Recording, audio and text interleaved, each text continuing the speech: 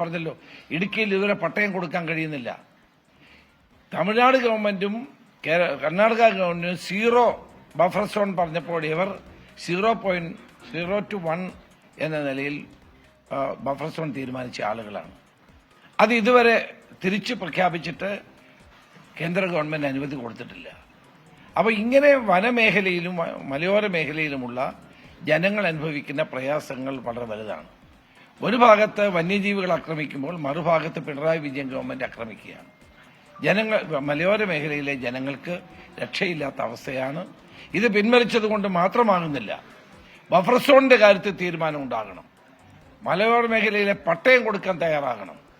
വന്യമൃഗങ്ങൾ കർഷകരെ ആക്രമിക്കുന്ന നടപടി അവസാനിപ്പിക്കാനുള്ള ശക്തമായ നീക്കങ്ങൾ ഉണ്ടാകണം. ഇതൊന്നും ചെയ്യാതെ മുന്നോട്ട് പോകുന്ന സർക്കാരിനെതിരെയുള്ള ശക്തമായ പ്രക്ഷോഭങ്ങളുമായി മുന്നോട്ട് പോകും. മുഖ്യമന്ത്രി പറയുന്നത് 1969 നിയമത്തിന്റെ ഭേദഗതി നിർദ്ദേശം ആരംഭിക്കുന്നത് 2013 UDF ഭരണകാലത്താണ്. അതിന് തുടർ നടപടിയാണ് പിന്നീടുണ്ടായത്. ആ കാലത്തൊക്കെ ആരെങ്കിലും എന്തെങ്കിലുമൊക്കെ എഴുതി വെച്ച് കാണും. പക്ഷെ UDF ഗവൺമെന്റ് അംഗീകരിച്ചില്ലല്ലോ.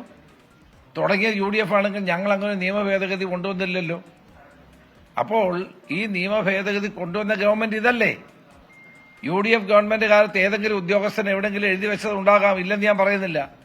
പക്ഷെ ഞങ്ങളുടെ ഗവൺമെന്റോ ക്യാബിനറ്റോ ഉമ്മൻചാണ്ടി ഗവൺമെന്റോ ക്യാബിനറ്റോ അത്തരമൊരു നിയമ ഭേദഗതിക്ക് മുന്നോട്ട് വന്നില്ലല്ലോ. എന്തിനാണ് ഈ ഭേദഗതിയുമായി മുന്നോട്ട് വന്നത്? അപ്പോൾ ആ ഭേദഗതി മുന്നോട്ട് കൊണ്ടുവന്ന് അത് ജനങ്ങളുടെ ഇടയിൽ കടുത്ത പ്രതിഷേധമുണ്ടായപ്പോൾ യാതൊരു ഗത്യന്തരവുമില്ലാതെ പിൻവലിച്ചത് കൊണ്ട് മാത്രം പ്രശ്നം തീരുന്നില്ല എന്നാണ് പ്രതിപക്ഷം പറയുന്നത്, അല്ലെ? വലിയ രീതിയിലുള്ള ചർച്ചകളൊക്കെ ഈ വിഷയത്തിൽ സജീവമാകുന്ന ഒരു സാഹചര്യം കൂടിയാണ്. മലയോര മേഖലയിലുള്ള ജനങ്ങളുടെ പ്രശ്നം ഇത് മാത്രമല്ല, ബഫർ സോൺ പട്ടയം അടക്കമുള്ള വിഷയങ്ങളിലൊക്കെ ഒരു തീരുമാനം വരണമെന്നാണ് ഇപ്പോൾ രമേശ് ചെന്നിത്തല പറയുന്നത്.